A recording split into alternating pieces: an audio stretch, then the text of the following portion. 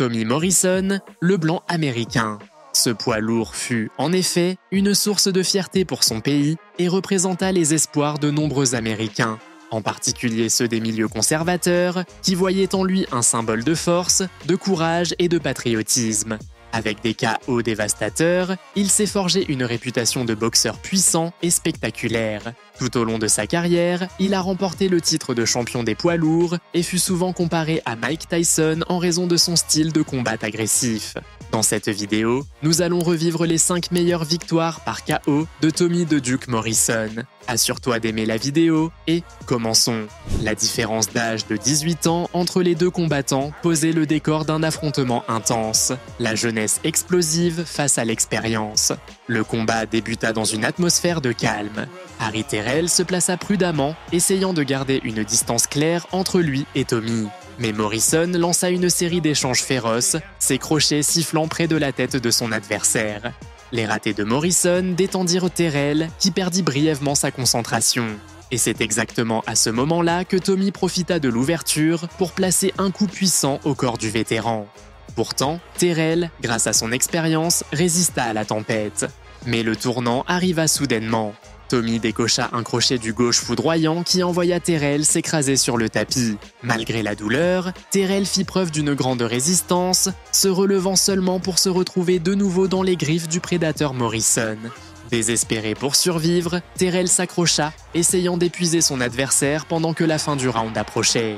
Il ne restait que 10 secondes quand Tommy lança un direct si violent qu'on aurait dit une bombe atomique. Une telle puissance qu'il semblait faire vibrer tout le bâtiment. Le public explosa d'applaudissements. Terrell retomba à nouveau et l'arbitre mit fin au combat. C'était le premier signe. Morrison n'était pas un simple espoir, mais une véritable machine de destruction.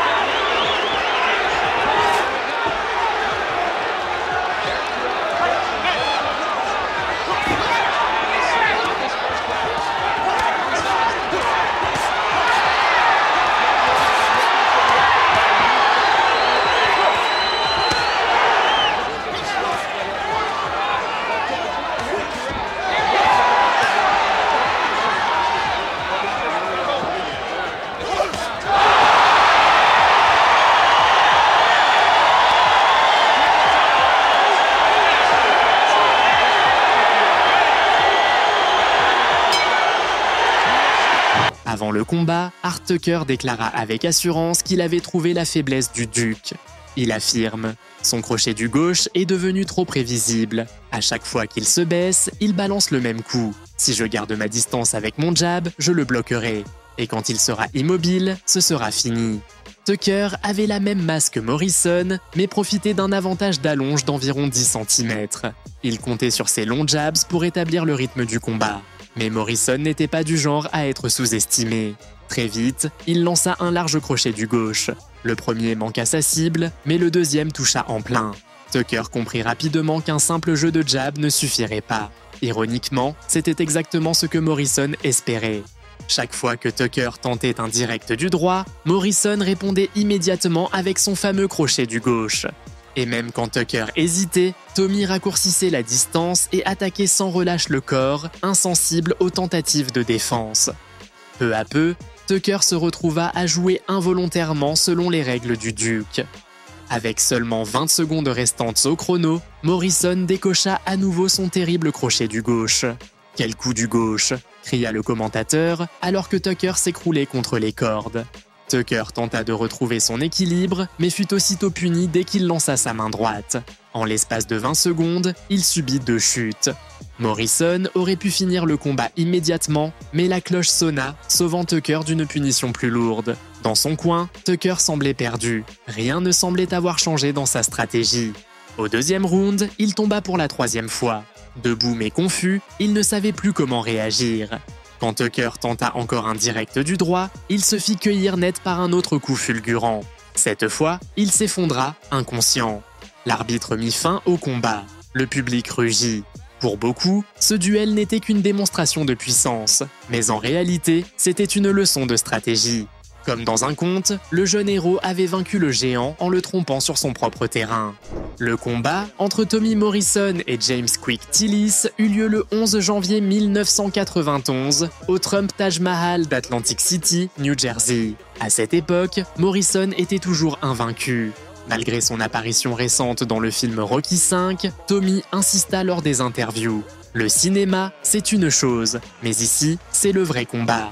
Dès le début du premier round, Morrison avança avec autorité et toucha Tillis d'un violent crochet du gauche au corps. Il remarqua immédiatement que la défense de son adversaire était étrange et en profita pour le coincer contre les cordes. Là, il lâcha un puissant crochet du droit au corps, suivi d'un éclair. Un crochet du gauche directement sur la tempe. Tillis tenta de se ressaisir, mais il était déjà groggy. La combinaison l'envoya au tapis. L'arbitre lui compta jusqu'à 8. Morrison continua son assaut sans pitié, lançant des swings qui visaient littéralement à décapiter Tillis. Ce dernier, avec sa garde inhabituelle, encaissa des coups inutiles et perdit rapidement le contrôle. Le combat se termina quand Morrison plaça un uppercut parfait qui envoya Tillis au sol une seconde fois. Le public éclata en applaudissements. La pression constante de Morrison et sa supériorité technique prouvaient qu'il appartenait à une autre catégorie. Tillis n'eut aucun espace, aucun moment pour respirer. Cette victoire était une démonstration brute de force.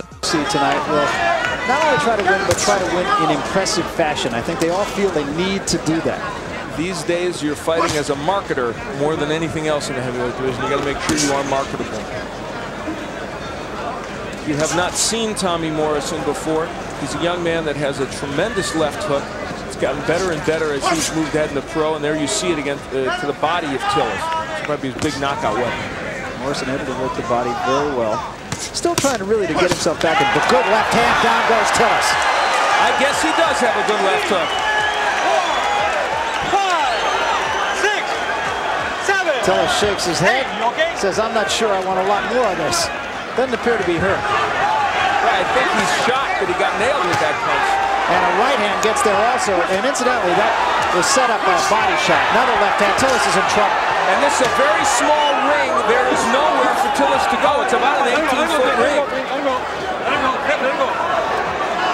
Well, Tommy Morrison has come out blazing. And a good combination again by Morrison. A left and a left behind it. An uppercut and down goes Tillis. Very impressive. 3, 4, 5, 6. And Tillis is still in a heap of trouble. And as you see, still halfway to go in the first round. Ain't going to take much, folks. Another left hand. I'll tell you what I like about Morrison here tonight is that he's been very patient. His accuracy is amazing with his punches. This is a very good effort by Morrison, even if we're wondering if Tillis is... Well, there it is. That's it. And that took 2 minutes and 2 seconds. Or 1 minute and 52 seconds. My addition's never been very good. But we get the point. Yes. They wanted that. James Quick Tillis, you know, he is a trial horse. This may spell the total end of him even as a journeyman. But for this young man, he did something that not many people have done, and that's whack Tillis out right away. And this was a Tillis who came here in pretty decent shape, so... Le titre de ce combat était clair, puissance brute. Donovan Razor Ruddock, comme toujours, entra dans le ring avec son arme favorite, le célèbre Smash Punch, un coup hybride entre un crochet et un uppercut. Ruddock voulait littéralement arracher la tête de Morrison, et dès les premières secondes, il y parvint. Il toucha avec son smash de la gauche, suivi d'un uppercut du droit en sortie de clinch, envoyant The Duke au sol. Le public resta bouche bée, mais Ruddock ne profita pas de l'occasion pour finir son adversaire. À la fin du premier round, il réussit encore à placer un smash, le même coup qui avait déjà fait vaciller Mike Tyson lui-même. Tout semblait indiquer que le combat tournerait à l'avantage du Jamaïcain.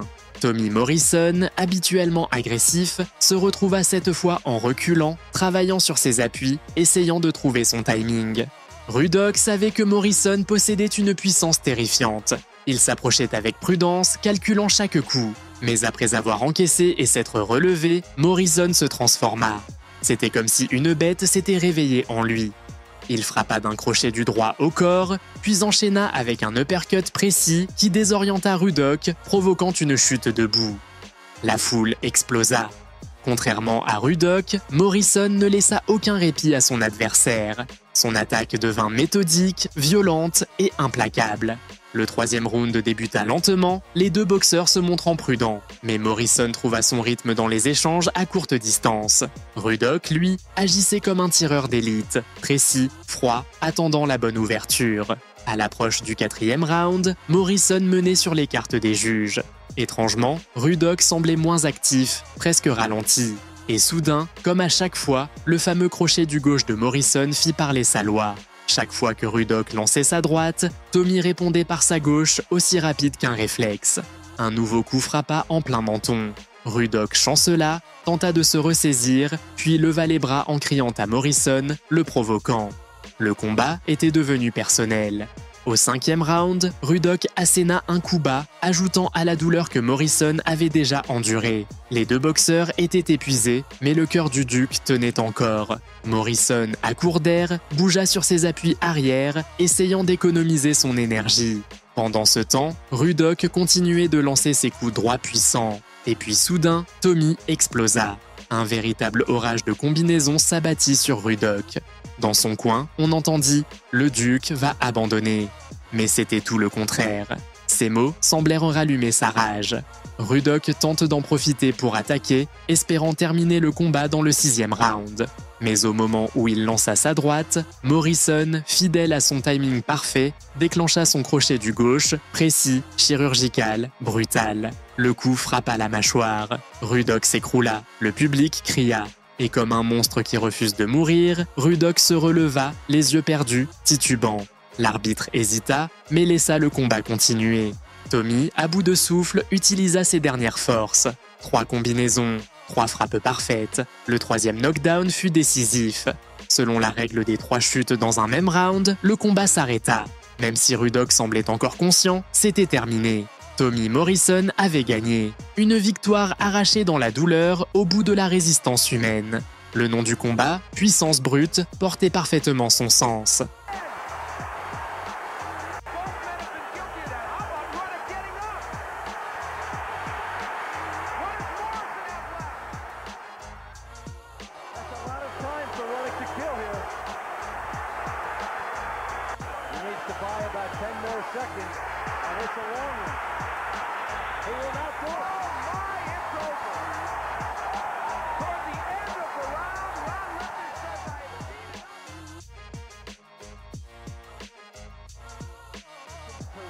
Left hook. And you are going to see it. My goodness. Lands all that right against the canvas. The big shot. Now we get into the subjective calls here. They're standing in. Ruddock is taking quite a pounding here. Late in the round, so Ron Lipton comes in. Ruddock doesn't have that much time to kill, but he doesn't tie Tommy Morrison up. So Moore comes in here. That big left hook. Le combat entre Tommy Morrison et Marcus Rhodes eut lieu à une autre époque de la vie du duc. Ce n'était plus le jeune prodige invincible des années 90. Sa carrière avait été marquée par les scandales, les excès et surtout par l'annonce qui avait choqué le monde de la boxe, son diagnostic du VIH. Ce retour sur le ring se fit sous des règles particulières à cause de sa condition médicale. Une clause imposait que si l'un des deux boxeurs subissait une coupure, le combat serait immédiatement arrêté et décidé au point. Malgré cette situation étrange, le public était curieux. Morrison faisait son retour après des années d'absence. Son adversaire, Marcus Rhodes, affichait un palmarès de 15 victoires, toutes par KO, un inconnu dangereux. Dès le début, les deux hommes échangèrent des coups violents. Le combat était intense, sans temps mort. On comprit vite qu'il ne durerait pas longtemps. Après plusieurs jabs prévisibles, Morrison lâcha un direct du droit en pleine ligne. Rhodes tomba lourdement, mais il se releva, courageux, prêt à continuer. Quand il tenta à son tour un jab, il fut cueilli par un autre direct du droit, encore plus puissant. Cette fois, le combat était terminé. L'arbitre intervint immédiatement. Le public applaudit, conscient qu'il venait d'assister à un dernier éclat du duc. Keith Haring, le commentateur, prononça alors une phrase restée célèbre. Voilà le vrai Tommy Morrison. Et avec ce dernier coup, son histoire se referme. Il n'y eut pas de sang, pas de triomphe éclatant, mais une vérité crue. Morrison ne pouvait plus soutenir son style explosif. Son corps ne répondait plus, sa santé déclinait. Peu de temps après ce combat, Tommy Morrison se retira définitivement du ring. Very compassionate with what Tommy Morrison is going through. This fight is over, and Garza is donating his purse, as is Morrison, to the Knockout Leads Foundation. So Tommy Morrison hardly breaks a sweat. No problem in breaking any. Pour beaucoup, Tommy Morrison n'était qu'un cogneur avec un crochet du gauche redoutable. Mais ceux qui l'ont vu boxer savent qu'il était bien plus que cela. Il était affûté comme une lame. Il avait un sens du timing exceptionnel. Et sa manière de se battre était un spectacle en soi. Direct, brutal, sans détour. Même après avoir été diagnostiqué séropositif, il continua à se battre physiquement et moralement. À une époque où cette maladie était presque une condamnation à mort, il osa encore monter sur le ring. Il gagne le respect du public et conserve le statut d'un véritable champion. Sa puissance, à la fois du gauche et du droit, restait impressionnante. Tommy Morrison mourut à l'âge de 44 ans, après une longue dégradation de sa santé causée par la maladie. Sa vie fut un mélange de gloire, de tragédie et de fierté nationale. Il symbolisait le boxeur américain des années 90, brutal, charismatique, humain. Et même s'il n'est plus là, chaque fois qu'une cloche résonne dans un ring, son esprit est toujours présent. Dans chaque coup porté, dans chaque rugissement du public, dans chaque histoire qui nous rappelle que certains hommes naissent pour se battre, même quand il n'y a plus rien à gagner.